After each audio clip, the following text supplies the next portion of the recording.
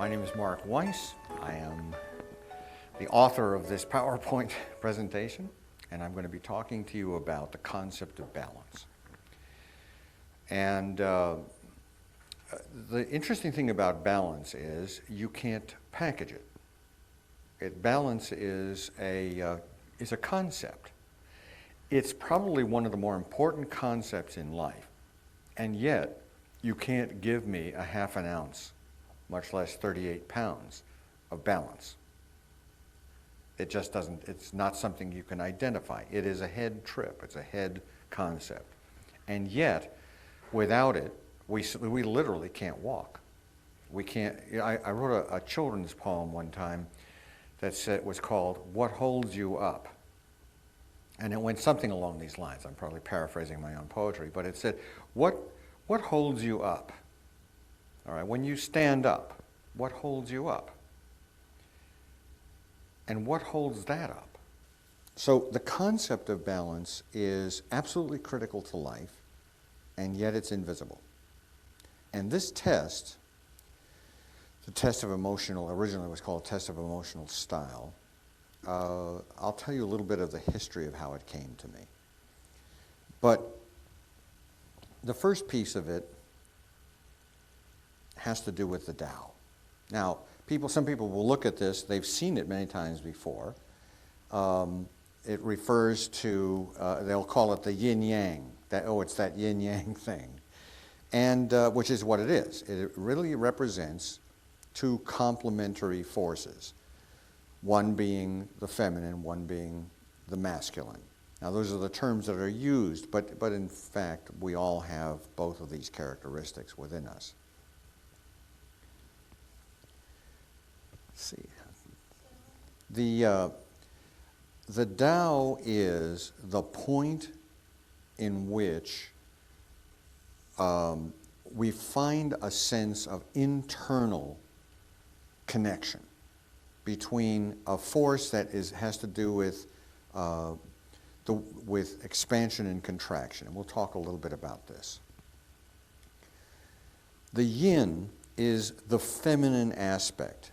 Now, this is not in some ways literal. It describes a number of aspects of the universe, of the forces that operate in the universe, that are essentially complementary. And we'll talk a little bit about that and the kind of way Western thought deals with it and the way Eastern thought deals with it. The masculine concept, the yin concept, is one of expansion. The best example that I've heard, and this just came to me the other day, is that the heart expands and the heart contracts. If either of those functions doesn't work, you're dead in the water, okay? Now, there are many characteristics here that we can describe. One of them is the feminine to masculine. Another would be open to closed. Another cool and relaxed to hot. The most core are expansive and contracting. And what it's saying is that in the universe, there are these two forces always operating together. One cannot exist without the other. So they are automatically complementary. Gentle versus harsh. Relaxed versus tense. Emotional versus structural. Now this one is particularly of interest to us now. And it's of interest to us because we're going to be looking, based on the test of emotional balance, at the difference or the relationship between structure and emotion. Okay? Structure is how you organize your life, the details of life. It is the yang characteristic. Emotion, on the other hand, is the expansive characteristic. If we go to extremes and I meet somebody who has no emotional life, then what I experience is somebody who is cold, very difficult to relate to. There's no way to connect, okay? On the other hand, I have people that I know who are extremely emotional but they're never there on time. They never have things organized and structured properly. And what happens in those situations is that they're sort of floating around in space. I had a woman that I tested with this test who scored totally emotionally all the way across the board. And she said to me one day, if only my husband would give me something concrete, like some words. And I'm going, words are not concrete, you know, but for somebody that's at that high a level of emotionality, words seem like they're concrete. So I'll give you plenty of examples as we go through this. Another one has to do with somebody who tends to build bridges and connect with others, as opposed to somebody who tends to set boundaries. Now remember that these are not contradictory, they're complementary. And we'll talk more about that process. They work in balance with one another. Another characteristic would be very accepting and open as opposed to rejecting. So there are some people, it's kind of the glass half full, glass half empty. All right? Fluid versus rigid. There are people that you meet who have the ability. A friend of mine once described the difference between what he called hippies and squares. He said hippies are, well, he said squares are people where the distance from their shoulders to their knees is 1 unit. They walk like this, okay? He says hippies are people where it's like there's 48 major joints between here and here. And so there's this kind of real, all right? So this fluidness and the balance, obviously if someone is incredibly fluid but doesn't have the ability to be rigid on certain occasions, they're going to get knocked over very easily. On the other hand, if they're rigid and too rigid and not fluid enough, they'll get knocked over easily as well. Okay? Unity and differentiation. This is a more philosophical idea, but from the viewpoint of the Tao, the concept of unity is that there's a sense of us all being joined. And from the Yang position, it's the sense of differentiation. Now, philosophically, there are many people that will say, you know, this is a unified universe, that we are all joined ultimately in spirit, etc. However, this test is not about philosophy. It's about how we function in the world. And in the world, we have to be able to differentiate. We have to be able to differentiate unsafe situations from safe situations. Things that we can eat that are good for us, that are not good for us. We can test all kinds of things about our lives and about relationships, etc. And we have to be able to make these distinctions. On the other hand, if we're so busy making distinctions all the time, and we don't have the ability to join, then we've made great differentiating specific ways of looking at things, but we have no ability to connect, so what's the point? Okay? And then finally, space and time. And what I'm learning as the more work that I do now with energy psychology, I'm learning that space and time are ways that they don't actually exist. They're concepts, okay? So you can't give me an ounce of space or an ounce of time. Somebody described it this way, when an eagle is flying over a mountaintop, it is not saying to itself, I wonder if it's 3 o'clock yet. It's not time, and if all humanity disappeared, there would be no time. That concept would have no use, no value. And as a species, when a dog is waiting for its food, it's not thinking about it in terms of it's 2 o'clock, where's my master? It's thinking more about what I feel and how I respond. So as a species, we're the only ones that really, at least to our knowledge, pay much attention to this distinction of 12 hours in a day, etc., or 12 and a half a day. All right?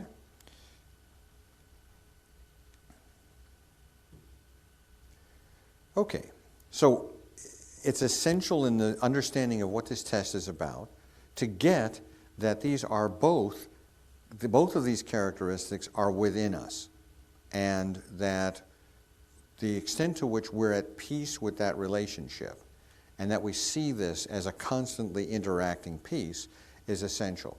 One of the things, the guy that developed this was a man by the name of Lao Tzu. Okay?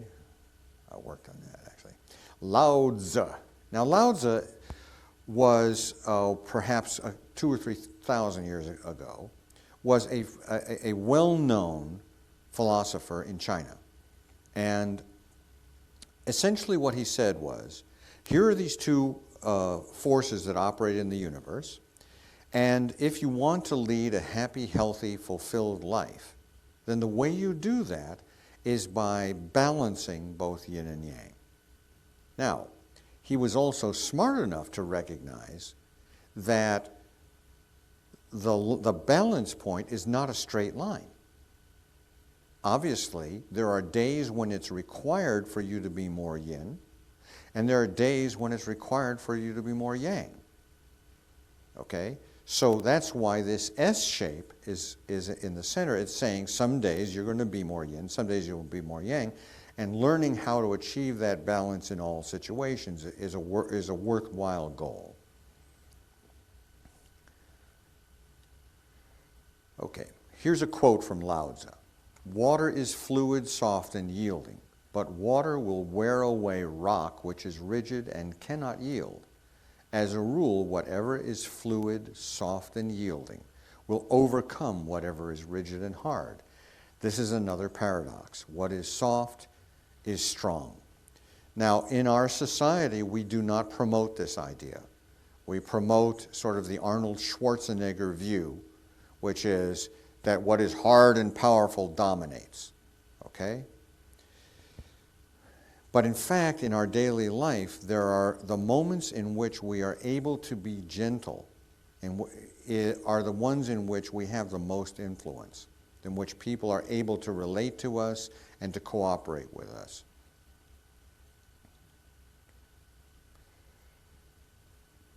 In the Course in Miracles, the expression is that the greatest sign of strength is gentleness. And if you really pay attention to this idea, it makes great sense. If I am totally confident and strong and powerful, the way that's demonstrated is that I am gentle in my relations with people because I am not afraid, I am not defensive, I am not hard and cold. Okay, make sense? All right. Which brings us to the test of emotional balance. Now, some history.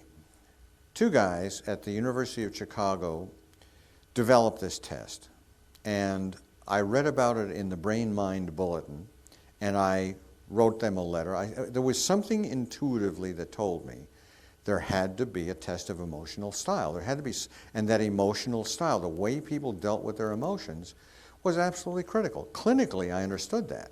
So I thought, well, there's, great, they've developed this test, and what this test will do, I'll be able to use it and help people. So I wrote them a letter, and they gave me the permission to use this as a research tool. And at the time, I was living in Atlanta, and I was teaching a course on Taoism. And I got the test, and I started just randomly administering it to my clients. And I discovered some very interesting things. Well, let me tell you their experience. They were Freudians, okay? Now, this is the boil down of Freud. Okay? All right? If you've ever seen Psycho, if you've ever seen any number of psychological thrillers, inevitably it's somebody that's suppressing, holding, and there's ample truth to this on some levels, that if you're suppressing your emotions and holding them back, eventually it'll get to you. And so when you look at Psycho and you see somebody, that's kind of holding back all of this stuff, when crazy people oftentimes are conveyed in movies, you get this sort of cold, stared, where they're holding stuff back. All right? So what they did was they said, well, we've got this great test called the test of emotional style, and our theory, based on Freudian thought, is that that the people that suppress feelings are going to be the ones that are problematical. They have difficulties in life. The ones that have full emotional expression are going to be happy and fulfilled, and they're going to have a great life. So they went out and they got a bunch of sickies and a bunch of wellies, okay? And they administered the test to them. I mean, this is fairly simplistic. They were very disappointed with the results, because what they discovered was that people that scored low were, in fact, people that had more problems. But the people that scored high had just as many problems, different kinds perhaps. So they threw the test away, okay? And the only thing that got in their way was they had no concept of the Tao, of the understanding of balance. It turns out that when you look at this test, the ideal score for somebody's ability to establish intimacy and rapport is 50-50-50. It's right down the center. And that people scoring high are people that are going to be too emotional, and people scoring low are going to be too structured. Make sense? All right, so the limits, this is just a warning, okay? It's something for you to be conscious of. And that is, we're not measuring whether you're nuts or not with this test. What we're actually looking at is how you balance emotion and structure. Now, I have no idea whether this applies to psychotics or not. All I know is that if you want the ability to establish rapport and intimacy in your relationships, this kind of balance is required. And where you're too far off in either direction, that will create problems for you in establishing intimacy and rapport. And the whole purpose of this workshop is to look at how you build and sustain relationships based on the balance that you experience. Another important thought, and that is, I call this an affective test, meaning that this test will change you. In other words, for example, the Minnesota Multiphasic Personality Inventory, the MMPI, has 476 questions. It compares you to hundreds of thousands of other people against which they've established a norm. And they can tell based on your things whether you tend to answer the questions the way a schizophrenic might, or the way somebody with some other psychological problem might. So its purpose is to find out what kind of crazy you are, okay?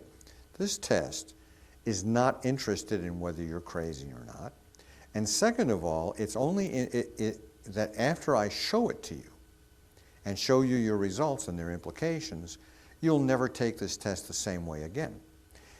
The analogy that I use for it is this. You're standing in a pitch black room and your shoulder is hurting, but you don't know why. I walk into the room with this test, I turn the light on, and I put up a mirror. And suddenly you realize that you've been standing like this the whole time, but you didn't realize it. Now you are reflected back with this image. You realize this is the source of the pain, and you can lower it. Once you've lowered it, you will never take this test the same way again. So this is about the way in which this test changes your perception about yourself. And once that's happened, as I said, you'll never take again the same way again. All right, now we're going to get into the meat of the test and what it's about. All right? So everybody has their scores? You know your scores on it? Good. All right. This is looking at the extremes in both directions. The first score on this test is attitude. All right? Now, attitude means this is my belief system, how I believe this. If your belief is at 50%, then essentially you believe that all emotion should be expressed and experienced, but not to the detriment of relationship. Okay? So, I can say to you, Laura, I'm really angry about what you said. But if I start screaming and yelling and breaking your furniture, I'm over-expressing, and that will hurt the quality of our trust in our relationship. But even, or equally as important, is that if I withhold my feelings from you, I'm attacking the relationship in the same way as if I were overexpressing.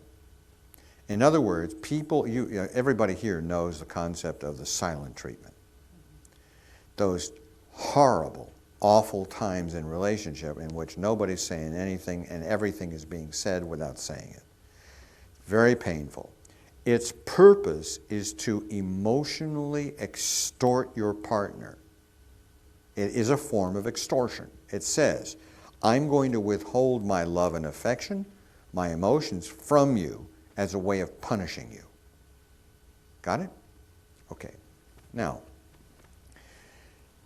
if you score very high, you tend to believe that emotion is extremely important, and you will paint beautiful pictures that fall off the canvas because you don't have any technical skills.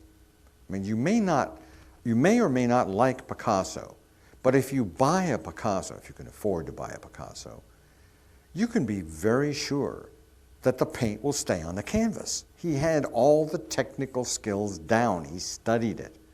Okay? On the other hand, if you score very low, you believe that structure is everything, so you don't even fool with paintings. Paintings are a bunch of emotional garbage. You make little gray bricks that never break and never chip. But who cares? There's no color, there's no aliveness, there's no joie. Okay? And when that's not there, there's no interest either. High expression is over-expressing I'm going to get into more detail in this later, but essentially it's dumping your emotions outward. At 50%, I express all of my feelings, but not to the detriment of relationship. If I score low, I tend to be what's called a stuffer. I stuff my feelings inside and I withdraw from you, and there are implications of that in terms of what results you get in your life. The third score is response.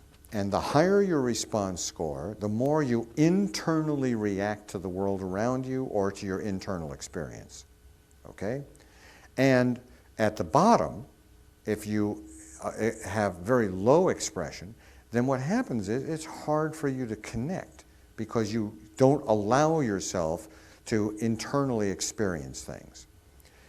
The analogy that I use there is at 50%, if I give you a rose, you smell the rose, you enjoy the rose, you put it in a vase, you show it to a friend. Okay? At 100%, that rose has deep meaning.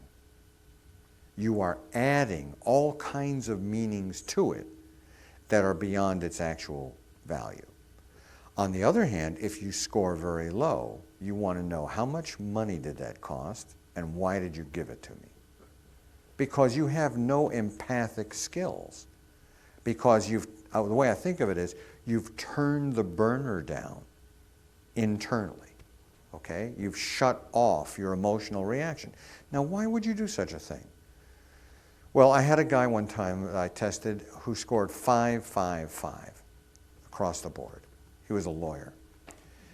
Nice guy, but a lawyer. Nice guy and a lawyer. And what I realized, his mother was psychotic. And what she would do is chase him around the kitchen with a butcher knife. She would paint all the furniture white one day and black the next day. Okay? So what does one do with one's emotional expression and one's emotional experiencing in the presence of somebody that dangerous? Well, you withhold. You shut down your reactions. You learn to not let your face show what you're feeling, because every little bit of emotion you express or you allow to show in terms of experience is going to be something that will be attacked. Okay, make sense? All right. High attitude, I'm going to give you a lot more detail about these actual pieces. The first one, as I said, is this person paints beautiful pictures that fall off the canvas because of lack of technique. The person allows emotions to run them. They make their decisions.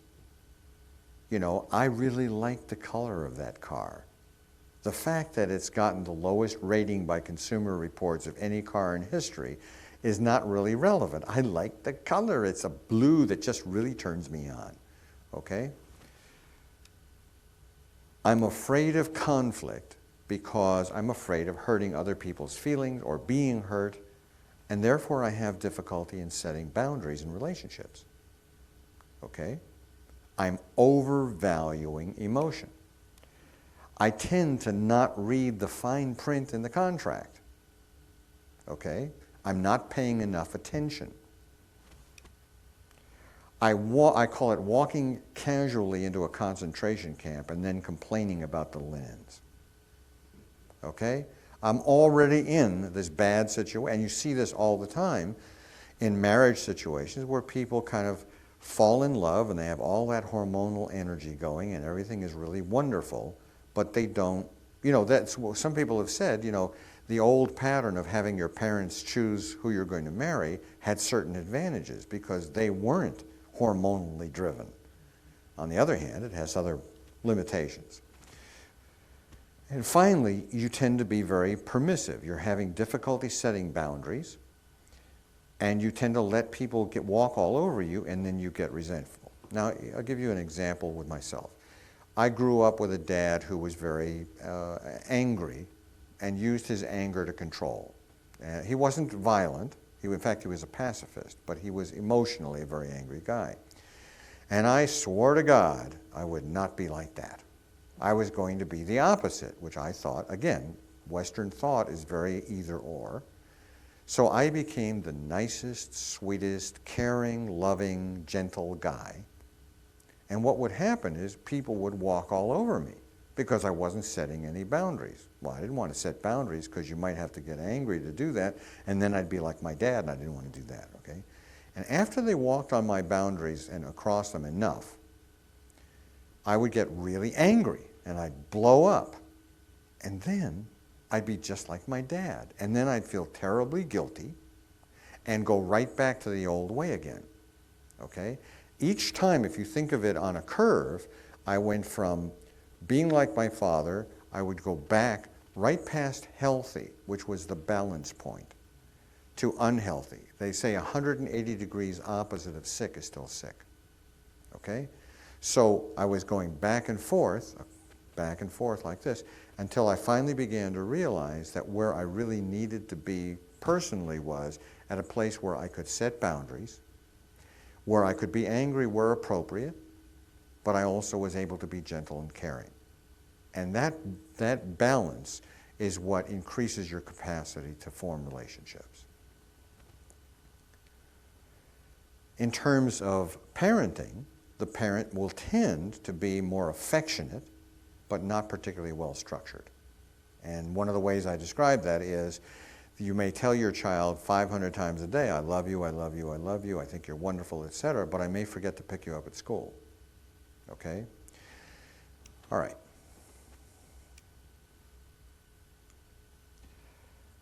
The antidote for high attitude. These are various things to think about. One is the realization that people are not as fragile as you think they are. Okay? Now, I'll give you an example. I was living in South Carolina, and I had a very dear friend of mine who had grown up in Sumter, South Carolina. He picked up a friend of his who was from Amsterdam, and at the airport, and it was the person's first trip to the United States, and it went directly to Columbia, South Carolina. And when he got into the car, he said to my friend Bob, I want you to show me the ghetto. Well, that was not difficult to find in Columbia, South Carolina. It was only 5 blocks away from the university. And as they drove through this area, it was a place that some of the places still did not have indoor plumbing. It was extremely poor. You could tell any number of signs were there about it. And as they were driving, this guy from Amsterdam kept on saying, what phenomenal people. And my friend Bob had never heard the word phenomenal relating to black people in his life. And he couldn't grasp it. And he said, what are you talking about?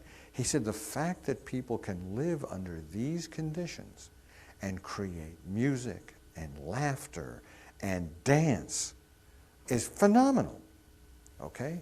So one of the things I learned as a therapist and working in ghettos, in prisons, and all kinds of settings was that people have far more resiliency than we think they do. They are able to handle and get through things. So if you keep on visualizing people as fragile, you'll never tell them the truth. There's a line from John Bradshaw that says, honor thy father and mother means tell them the truth. Do not withhold the truth from them. That's what honoring them really means, because it says to them, you are strong enough to handle it. Otherwise, you are dishonoring them. So leveling with people, being honest, honors them. It's not rude to check the fine print. It's good business. Okay? And what happens with people is they're afraid to check the fine print because they don't want to offend. Okay? Setting good, fair, clear boundaries helps everybody relax. When you're in a situation where people know what the boundaries are, they tend to be able to relax. When the boundaries are constantly shifting and moving, people tense up. And finally, the illusory world is more concrete than you think. So people that score very high tend to get into very illusory ideas, very what we call airy-fairy ideas. They don't realize that the world is actually more concrete than that. And so you'll get people that will have very high illusory pictures of sort of the fairy concepts of the world, the spiritual ideas, but they don't take care of business. And when that happens, then they keep on wondering, well, I did my meditation, why didn't things work out? Well, they didn't work out because you didn't actually sign up for the thing and show up. Okay? A balanced attitude is I believe I should, and this again, I'm emphasizing, attitude is about beliefs. I believe I should express my experience all of my feelings, but not to the detriment of a relationship. It's not my purpose to either attack or withdraw, but to, and this is a phrase that comes up in energy psychology a lot, is are you willing to handle what's coming up for you? Low attitude is the belief that structure is what's really important, responsibility, etc. Love equals responsibility. You are what you accomplish. And so children that are raised in a family where what's most important is your grades never really get the idea that they have a personal value aside from accomplishment. Again, this person makes little gray bricks that never break or chip, but nobody cares. So it's very hard to find real value in terms of how willingness to connect. This person does not trust emotions. They tend to be over-structured and over-controlled. They're goal-oriented, though not very compassionate. Okay? Now, there's a reason why George Bush added compassionate conservatism. He added that word because the perception of Republicans generally tended to be that they were conservative above all, and that there was no real compassion. And so adding that was a way of trying to counterbalance that perception. They tend to be very goal-oriented, not particularly compassionate, and they want it in writing, preferably in triplicate. They tend to be authoritarian, as in my way is the highway. All right? And in terms of parenting, they're always on time. The sandwiches are prepared for lunch. The dinner is ready. Everything is done. But they may not be very good at the affectionate, loving, supportive, caring kinds of stuff that really builds self-esteem in a child. Now, antidotes to low attitude. The first one is to learn to value your human qualities, as others do. One of the ways that, oftentimes I tend to think about, well, what have I gotten done today, or what things have I accomplished? And somebody will come up and they'll just say, you're just the warmest person I've ever known, or something like that. And And I realized I hadn't included that in my self-assessment. But in fact, it was a very critical part of my life. And it definitely had a major influence on who I dealt with. No one dies regretting that they should have spent more time at the office. Okay, so get that clear in your mind that that if you're scoring low in this arena, that it's a matter of valuing the external thing and the internal things that have to do with who you are as a human being. Controlling others is an unhappy illusion. And the example that came to me is the character of Lenny in The Grapes of Wrath. In that story, he has a pet mouse that he loves dearly. And he loves it so much that he holds it in his hand with such tension that he kills it. And that's a characteristic. It's the idea of control is an illusion. That who you are is so much larger than what you do. John Monday was in town a number of years ago, the Course in Miracles teacher, and he said that the greatest thing that could ever be written on your tombstone was, "Here lies a kind person." Now, this is a characteristic that doesn't show up in accomplishments, whether you made $5 billion or you made 100,000 or 20,000. The fact that you are kind is an incredibly important value, and if you don't have that, all the rest of it makes it very difficult for you to run your life, and especially have good relationships. And finally, that the concrete world that you think is concrete is more of an illusion than you think.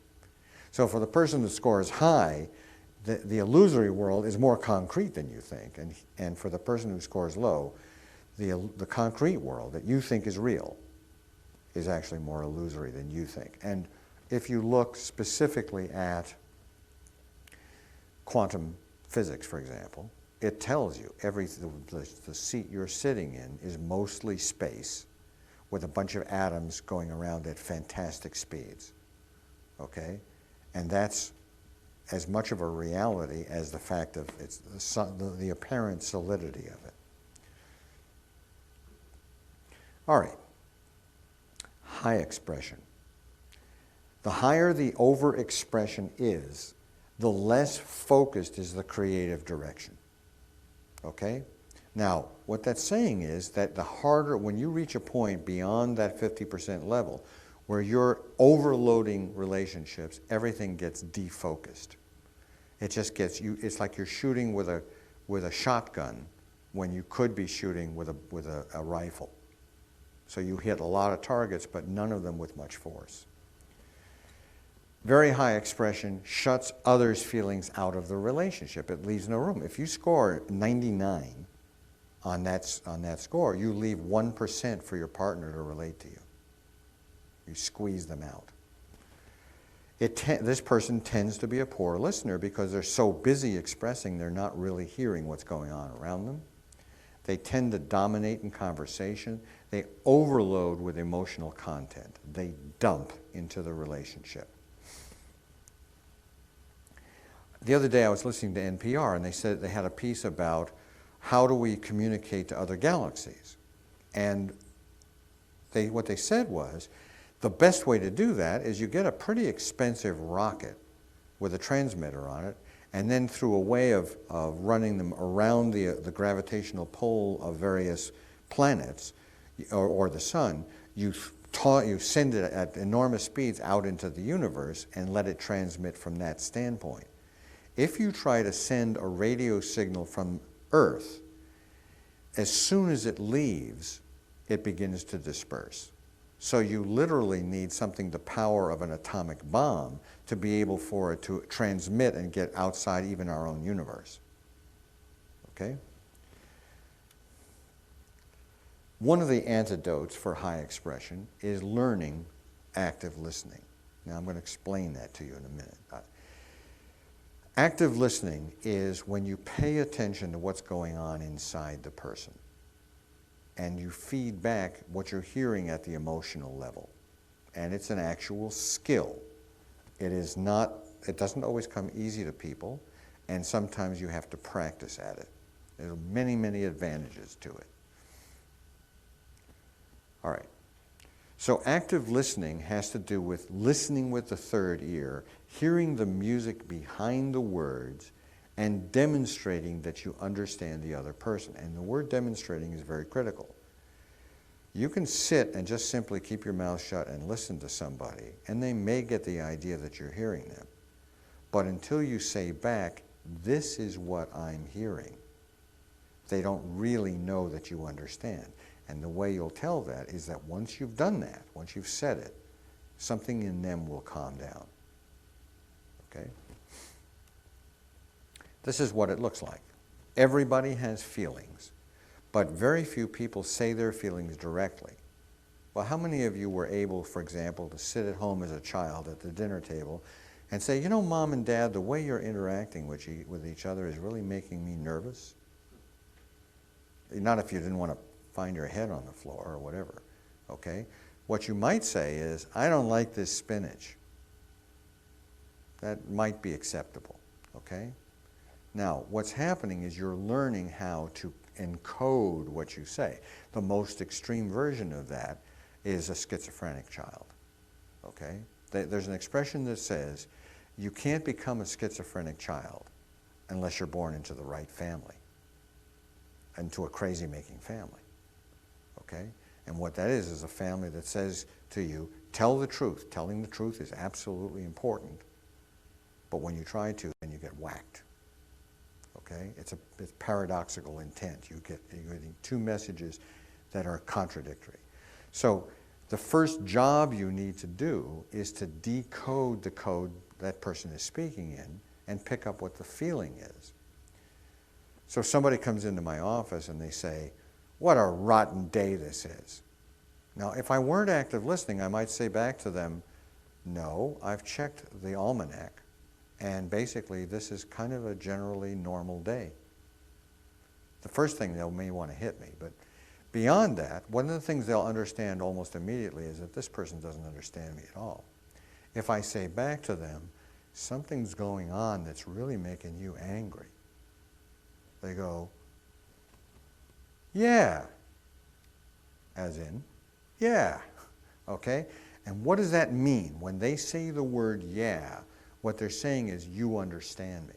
So I pick up what the code is, I pick up what the feeling is by decoding it, and then I feed that back. And each time I do that, it's like laying another brick of trust and emotional connection. And the more, it is the number one tool used by excellent therapists. It is used by everybody you consider to be your dearest friend. And that is, if you talk to your dearest friend, the one thing that you can really count on is that they'll really understand what's going on with you. All right? So, this yeah is absolutely essential. Now, one of the things that it does is it reduces tension. People that feel understood calm down and are able to use, they're not operating so emotionally, and they tend to be able to use their brains better. Now, I could talk about active listening for probably another 2 or 3 hours because it's an extremely powerful tool. A balanced expression means I express all of my feelings, but not to the detriment of relationship, and I've described that process already. With low expression, I don't get what I want because I don't ask. I am not exerting my energy in such a way that people really hear me, and therefore I don't get the things that I really want. The second is I tend to feel powerless, and that's because I'm literally behaving in a powerless manner. Third, I have trouble reaching out to form relationships because in order to do that, I'd have to express more feeling. I withdraw as a form of emotional extortion. And this has the effect, I'm sure you've seen this before. Two people get married, and people look at this couple and they say, well, he's the quiet type, and she's very emotional, and she's sort of all the color, she does all the decorating, etc. What a good balance. Well, that's all fine and dandy until after the hormones have calmed down. And then if they have that one illness called adversarialness, then all of a sudden he perceives her as being superficial and giddy and dumb, and she perceives him as being tight-behinded, as being very structured, as being very controlling. And those are in fact fairly accurate. So instead of it being a balance point and being looked at from the context of the Tao, instead what you have is this sense of competitiveness. And then all of a sudden these characteristics go in opposite directions, and they become the whole point of why people separate. Okay? People have problems reading this person because if they're not expressing very much, they're not giving you enough information. And finally, they take a low-risk approach to life. They stuff their feelings and they don't really extend. Therefore, they don't take a risk. Now, an antidote for that is called the I statement. And this is the other half of the communication skills that involve the active listening process. This piece says that when I give an I statement, I'm bringing forth what's bothering me and putting it out on the table. And I'm doing it in a way that is non-harmful. And these are the characteristics. The first thing is I give a blame-free statement of the behavior. I say, this is what's bugging me, as opposed to, let me tell you what's wrong with you. So it's when you do X, or when X occurs. Okay? The second piece is the tangible effect on me or the relationship. When you do this, this is the way it affects either me or the trust level in our relationship. And what are the feelings that occur as a result of that tangible effect? Mad, sad, glad, scared is a good way of breaking it down. Now, something that's very critical excuse me, in this process is that the feelings do not derive from the behavior. They derive from the tangible effect. How many of you grew up in families where the parent said, change your behavior or I'll be angry? And the last thing you were even allowed to say was, why? Now, I'll tell you why, okay? Because I said so. There was no, in a sense, no real inner logic to them. It was just about obedience, okay? So in a healthy, loving relationship, what's going to happen is you're going to express what the concrete, tangible effects are and then the feelings that are derived from that. Now, here's a way of explaining that. If I have a gun and I'm aiming it out an empty window into an empty field, you may not like guns, but there's no real big emotional reaction because it has no effect on you.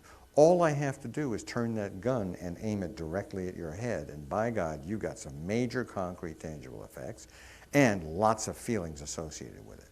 So feelings don't come from the behavior. For example, if I have a bad habit of yelling and screaming at people, but I never do it to you, it's not your problem. It may be if I do it at the dinner table. But if I go down the street or if I go to Korea and I have a conversation with somebody and I yell and scream at them, and you don't know about it, you don't have any effect, it doesn't change anything. You will have feelings based on effects. And most important is that the ending part of the statement is, I need your help. Because what you're saying in essence is, the behavior that's causing this effect and these feelings is my problem. And owning it as my problem takes all the pressure off of you. Parents will oftentimes say to me, why is it my kids never help out around the house? And when I analyze their communication, it's clear they never asked for help. They told their kids what to do. And kids, like us adults, all have little no centers inside of us. And the more you order people to do things, the more they resist. Okay? So what this does is it reverses the polarity. And it's absolutely amazing the way a child will light up when you say, can you help me? As opposed to, do this. because I told you to. They feel empowered. By not doing this, you are disempowering them. This is my slogan for the week. Neither a stuffer nor a dumper be. Both of them have very profound negative impacts on the way you relate to people. And again, if you do neither of these, the idea is that you're in the center, and therefore it's easier to relate to you.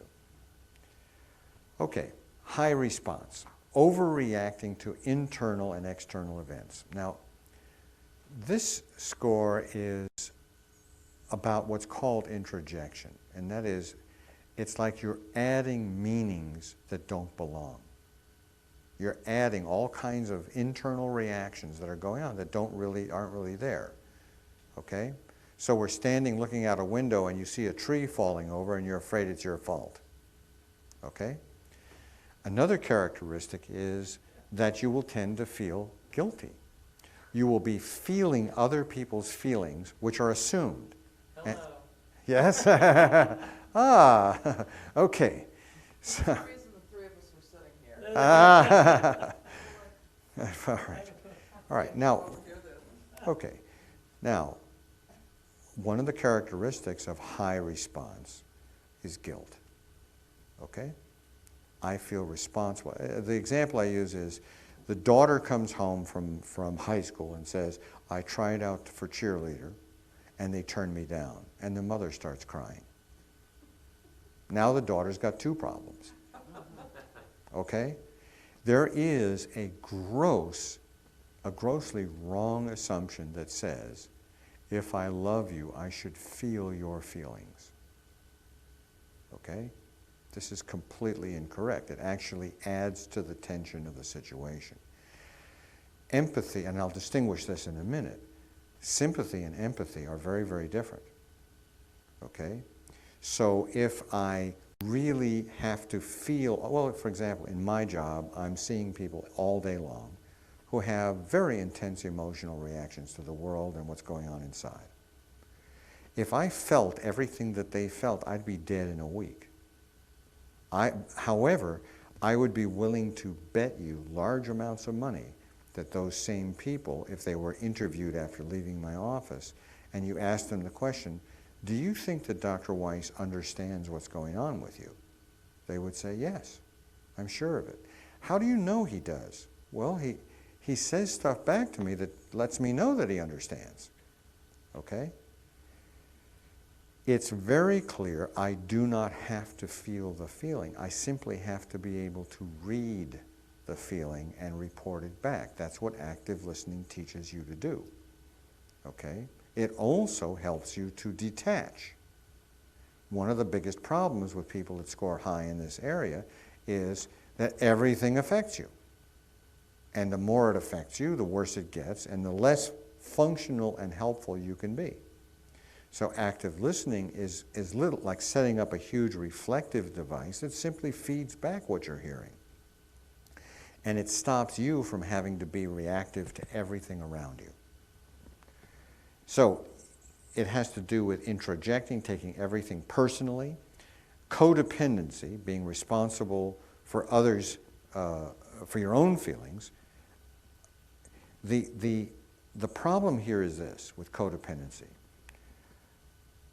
When I'm responsible for your feelings, okay, they say that codependency, which is really getting hooked into everybody else's life, the expression they use to describe it is that when you're drowning, somebody else's life flashes before your eyes.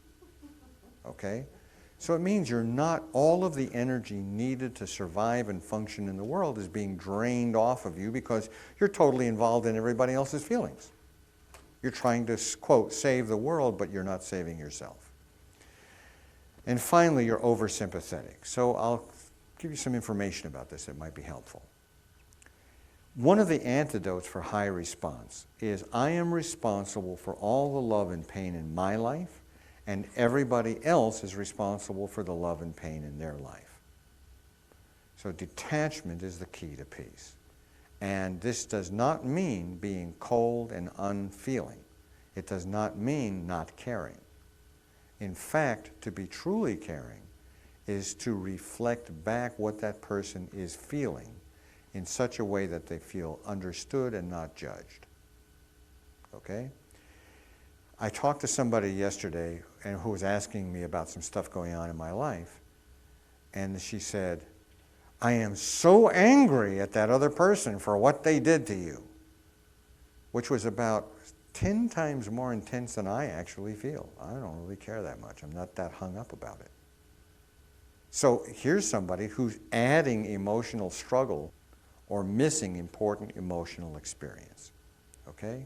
So if I'm balanced, then it's kind of like the internal way. If I go and see a sunset, I saw when I was in Louisville a while back, we walked out of a restaurant, there were 4 of us, and everybody was into this and that, and I looked up, and the sky was just it was the most beautiful sunset I had ever seen.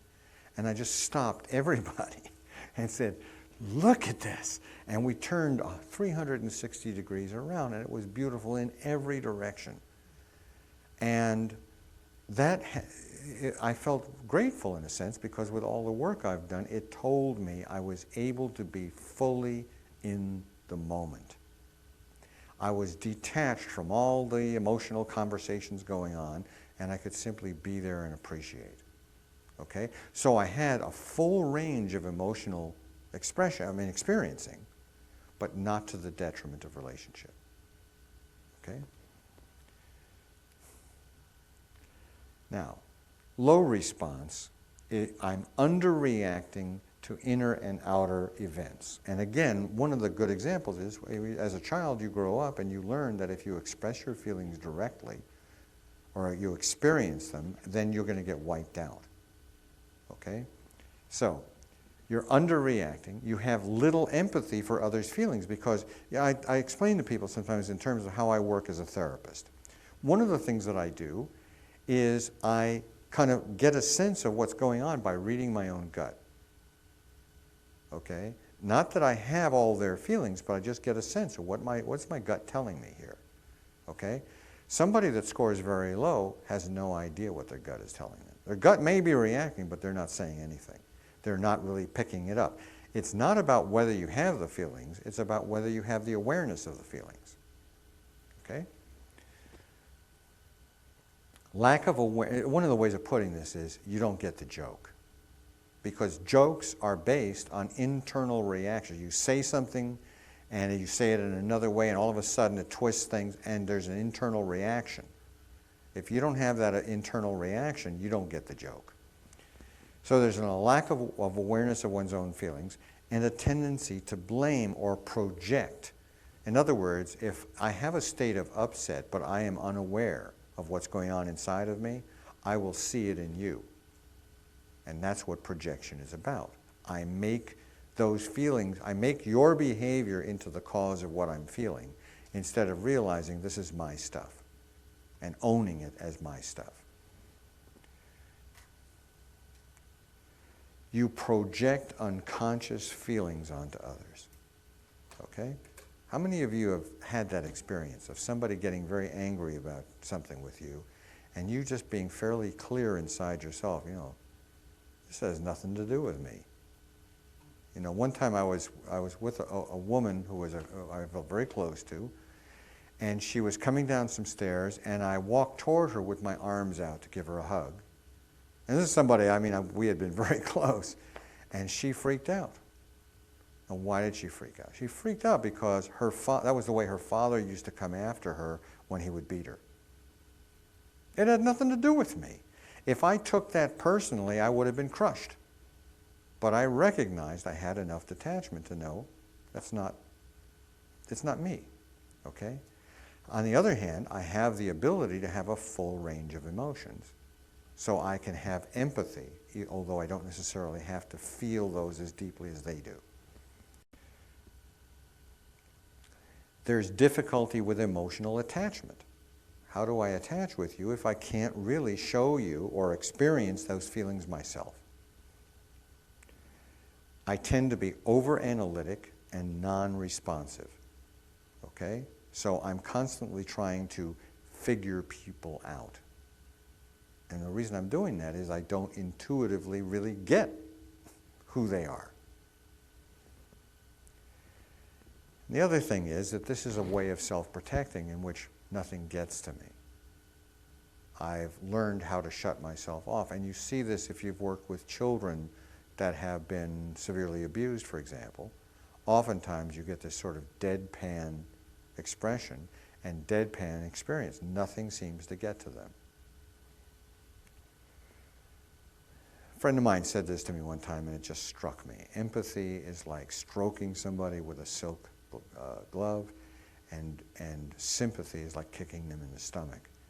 In other words, somebody comes to you in pain. When you're sympathetic, what you do is join with them and accelerate the pain. When sometimes something will happen and it'll be a difficult situation, but I'm getting through it and I'm doing pretty well with it. And somebody comes to me and they'll say, well, what's been going on? And I'll describe it to them. And they'll give me this facial expression that goes like this. Oh. And I'm going, where did that come from? I don't feel that way. But it's like they're already 10 times more angry, sad, scared, whatever it may be, than I feel. So they're really accelerating and adding new things to it. So giving sympathy is feeling sorry for people. Empathy is showing understanding for what it may be like. I'm working with a couple of people who have had wives who have died recently. Well, actually, it's been almost a year now. And during that time, there are moments when we're doing therapy in which there's literally nothing for me to say. The only thing they really need at that point is for me to sit quietly and be there while they talk. I've got hundreds of wonderful processes for helping people, but the thing they need more than anything else is just simply the safety to be able to speak to me in a way that allows them to feel understood. And that's all that I can do that can be of help at that point. So, in sympathy, I'm caught up in the drama of my own and others' soap operas. Okay? Empathy is I read and I understand you without having to feel your feelings. Okay? And analysis is I protect myself by not reacting internally. Therefore, I have to figure out your behavior and motivations. Make sense? Okay, antidotes for low response. Okay, first of all, for people that respond at a very low level, most of them have not really learned what emotions are about. How to recognize them, how to describe them, how to communicate about them. So the first thing is to learn your ABCs, which is that there are 4 basic emotions: mad, sad, glad, and scared. And you can learn, they have all kinds of tools, that are books, etc., that describe emotion wheels and emotional awareness wheels. It's very important for you to begin to practice learning to recognize feelings and learn the signs of them, the facial expressions, the body postures, and begin to read those things. And there are a number of techniques that have now been developed in energy psychology that allow you to become more and more aware of your emotions, to be less afraid of experiencing them, and to develop emotional intelligence. And what that means is, for example, and this is where the Tao really pays off, okay? Anger in and of itself is not bad. Anger is essential to be able to set a boundary. And Robert Bly, in doing the Wild Men workshops and the New Warrior training, working with men, talks about people, he calls them 1960s sensitives. I'm afraid he was talking about me for a long time. These are people that have are so anti-aggression, so anti-assertive, that they have very little power in the world because they're afraid of hurting anybody's feelings. And so one of the exercises he did was he brought a big sword of the kind that they used during the medieval times. And the goal, or one of the exercises, was to pick up this sword and hold it up high in front of you, okay? And there were a number of these 60s sensitive guys that wouldn't pick up the sword. They just refused. And the reason they refused was because they assumed that the sword implied death, destruction, and maiming.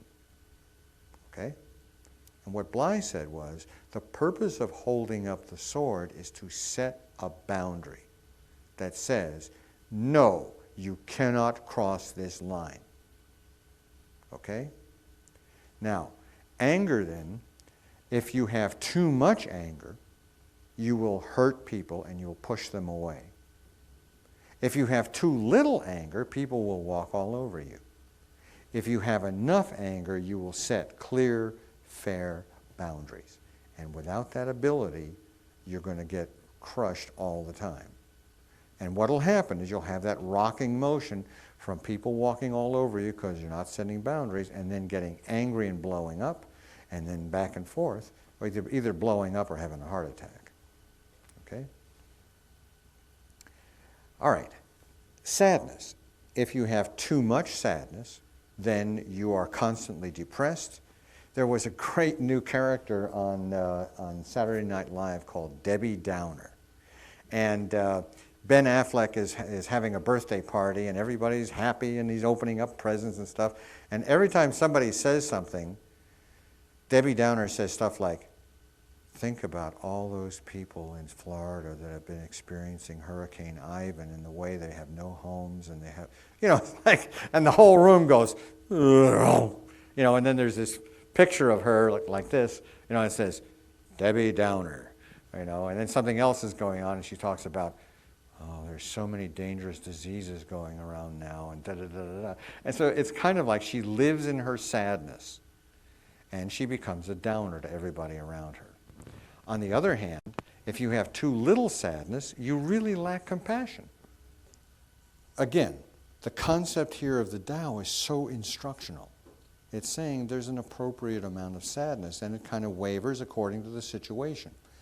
And the ability to recognize that. And the reason why I'm putting it in these terms is for those people that have trouble accessing their emotions and feeling them fully, they need to learn that there are safe ways of expressing or experiencing these feelings. You don't have to be overwhelmed by sadness, nor do you have to keep it at such a low level that you have no compassion. Fear. Fear is very misunderstood in a lot of ways. If you have too much fear, you're frozen, you're unable to act or decide. On the other hand, if you have too little fear, you're reckless. You'll walk in front of a Mack truck and not even realize that you could get hurt. Okay? And in a sense, balanced fear is intelligent. That is, I know that this is going to be dangerous to me and this is not. Even happiness has a balancing point. There are people that you meet that you can only stand to be around for a while because they're essentially major cheerleaders. They're but I call it cheerleading at a funeral.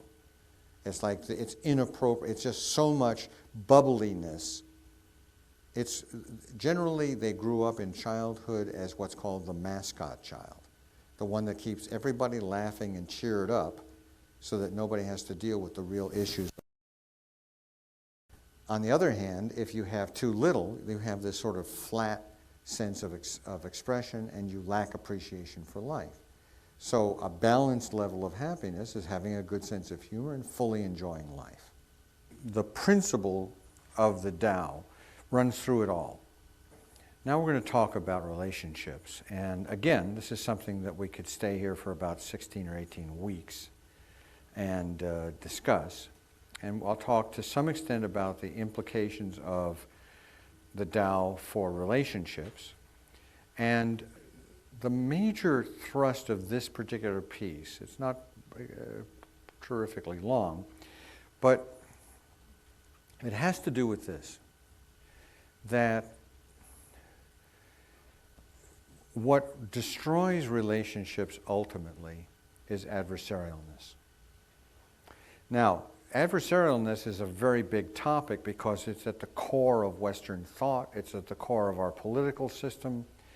In the education departments, I can recall people saying things like, well, there are two ways to look at that, when the truth of the matter is there's about 50,000 ways of looking at it. And it's a 360-degree process, not of either this or that. And writers in the early days, of my early days, like Philip Wiley, talked a lot about the either-or constructs and the way in which these things impact on us. So when we talk about relationships and balance, we're going to talk about what happens when you see yin and yang as oppositional as opposed to complementary. And this is where and I consider it to be a kind of an illness of thought. You know, I heard somebody talking the other day about, he was being interviewed about our healthcare system and the difficulties with it, and should we this and should we that, and I think he was talking at that point specifically about the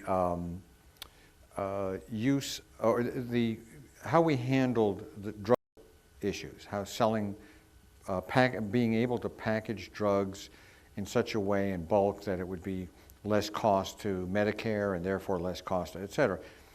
And he kept on going to a more philosophical point, which is, are we going to take full responsibility for the entire health care of our country?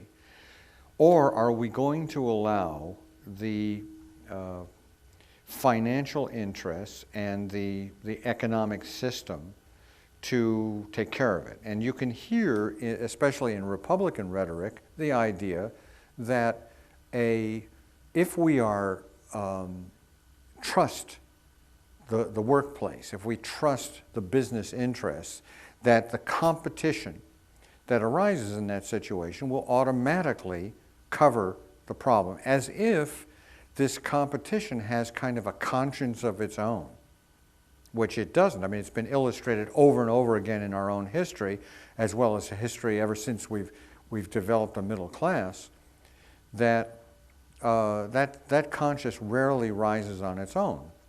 It requires other social forces. And the example was with vaccines. And that is, vaccines are not a high markup item. So whereas there used to be many, many companies that produced vaccines, now there are 2 in the world. And one of them has just been closed down in Great Britain by the government. So now we have half the amount of vaccine we need for our culture, and so they're limiting the use of vaccines.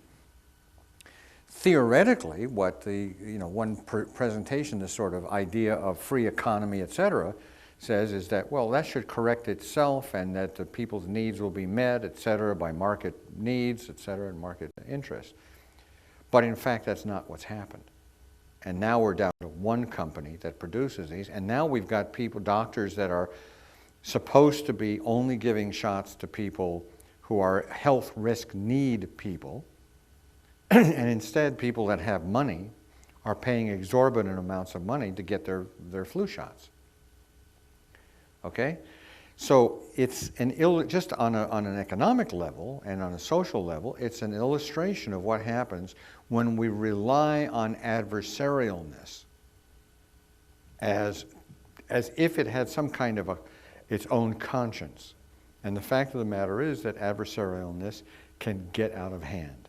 And we have example after example in sports and other areas of our lives where adversarialness gets out of hand.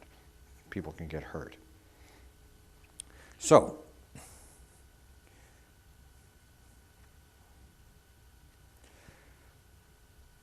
essentially there are 2 ways to run a relationship: win-lose and win-win.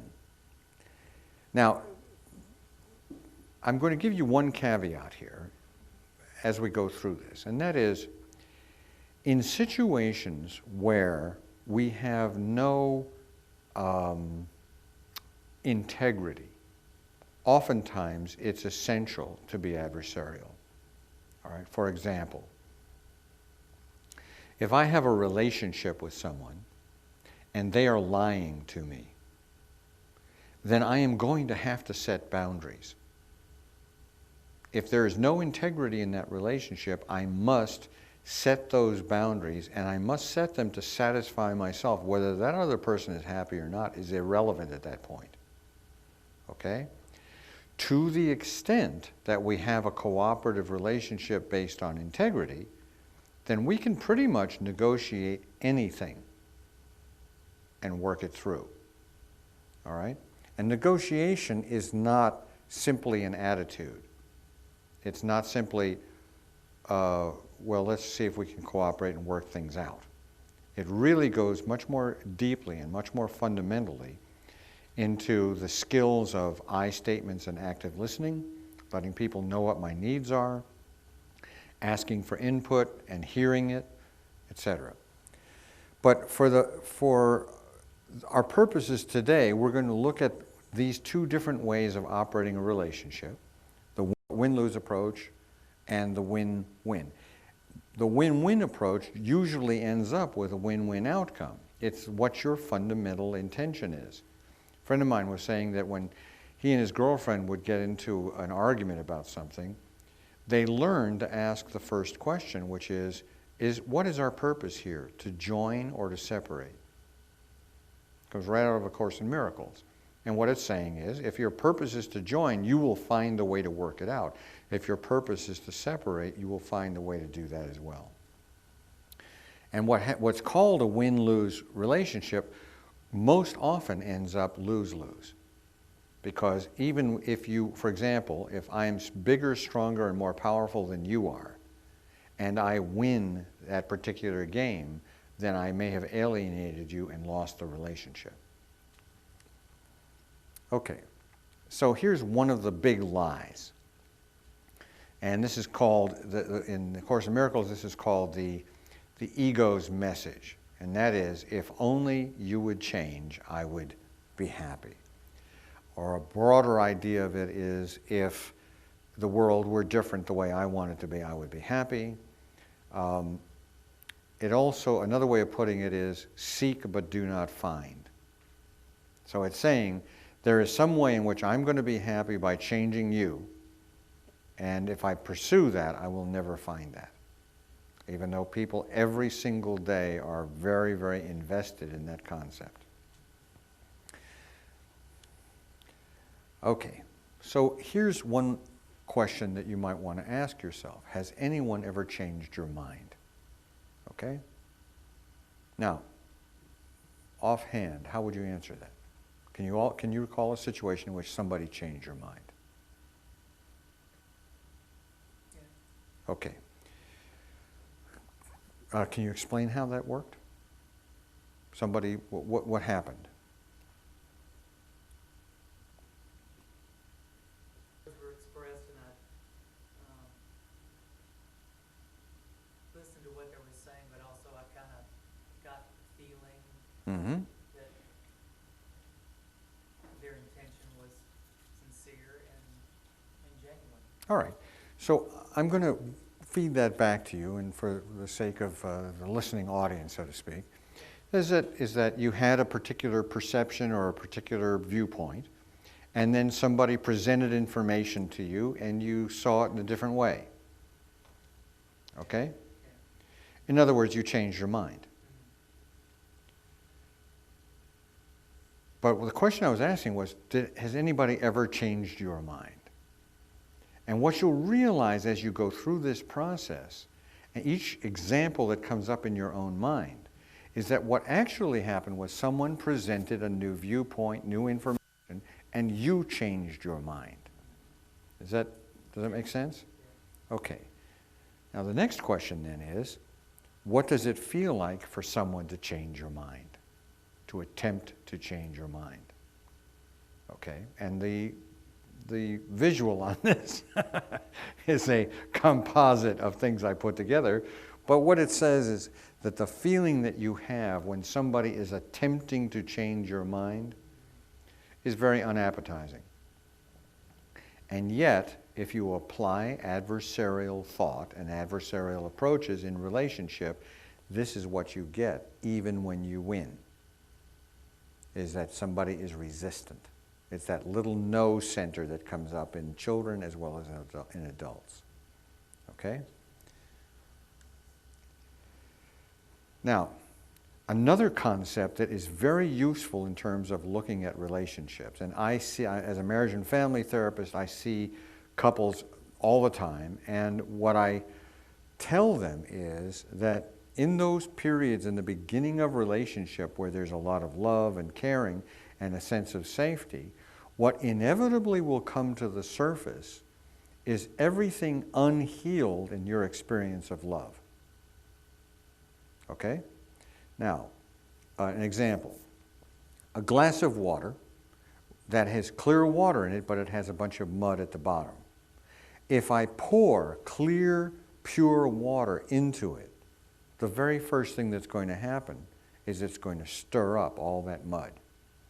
Now, if I keep on pouring clear water into it, over a period of time it overflows and it begins clearing out all the muddy water, and eventually it goes clear all the way to the bottom.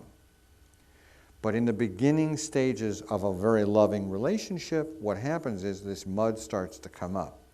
Now, how that mud is dealt with is where the problem lies.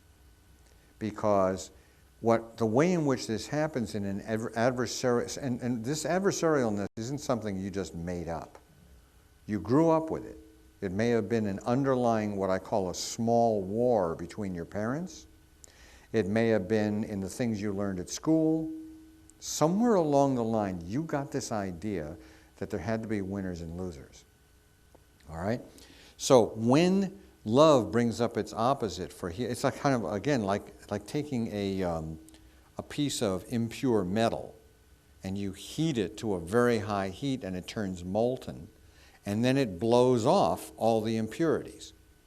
And so you have a much purer, more refined piece of metal. But when these things come up, if we are unconscious, if we're unaware of what's going on, then what we do is we project what the feeling is onto our partner. Okay? So love brings up its opposite. Its real purpose is for healing and release. But when it comes up and we're unconscious and unaware and operating from this adversarial mode, we will project it out onto our partner.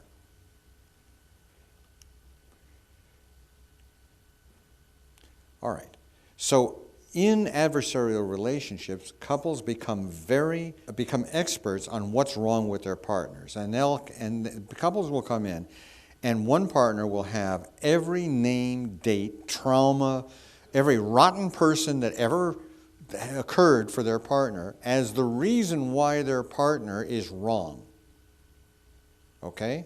Now, love has brought to the surface something that is uncomfortable, something that this person may have been hiding or having distress about.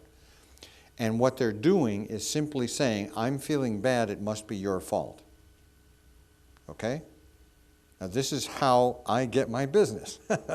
That's the most positive aspect of this, is that I make a living off people doing this and my having to help them to correct this way of approaching it. Okay?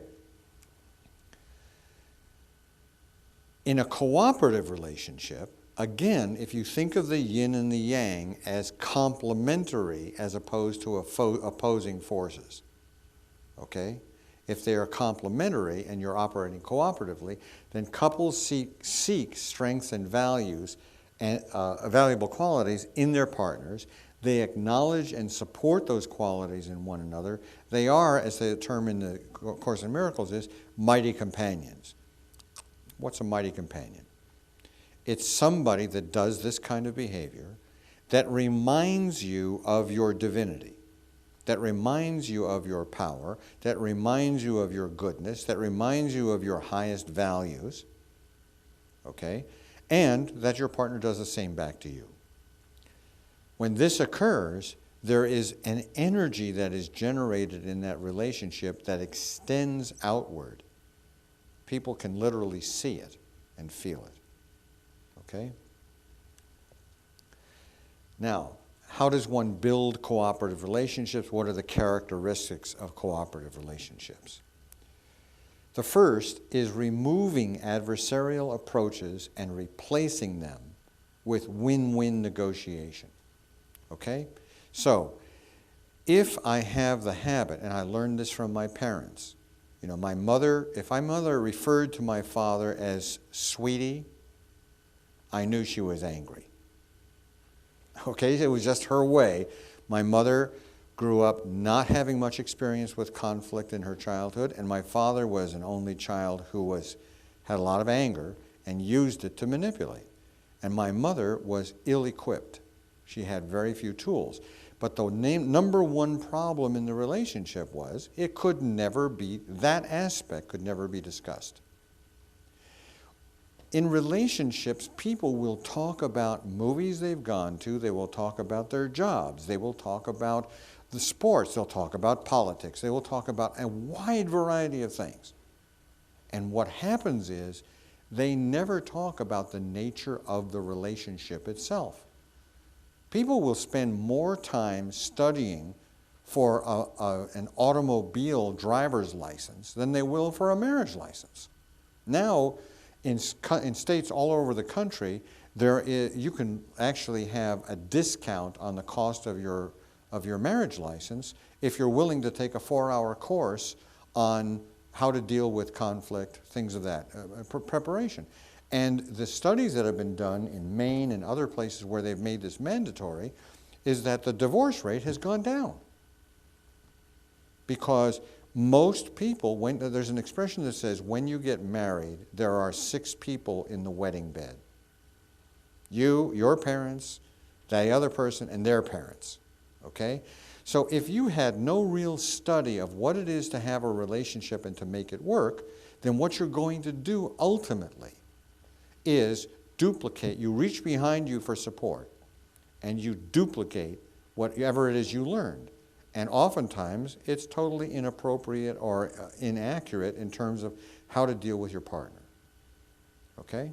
So the first thing to do is to begin to realize that you can actually have a conversation about the nature of the relationship. All right? And to make it a regular experience in which you say, how are things going between us? What's working and what's not working in our relationship? And then learning the skills of negotiation. This is something I've been doing for probably 30 years, training people how to have a conversation with their partner in which their real listening is going on, in which a real sense of willingness to express what really bothers me is happening.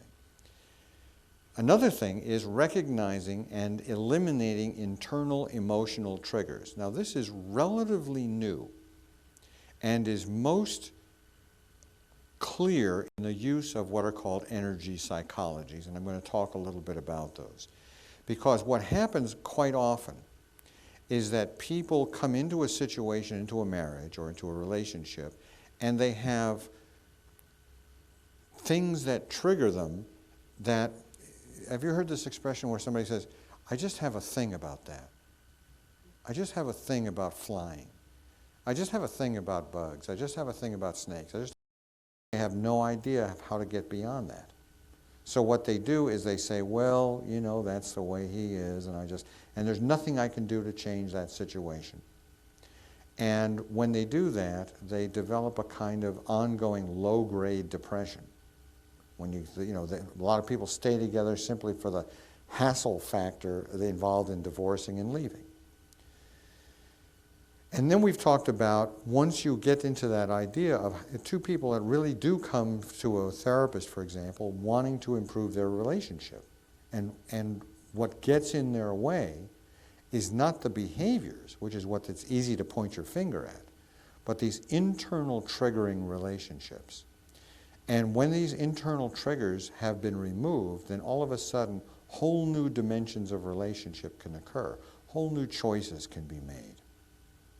But it all depends on the sense of balance, of being willing to take a look at looking at things in a complementary way as opposed to an adversarial way, and then going after these, what have seemed to be intractable emotional reactions and removing their impact. Thanks for being here.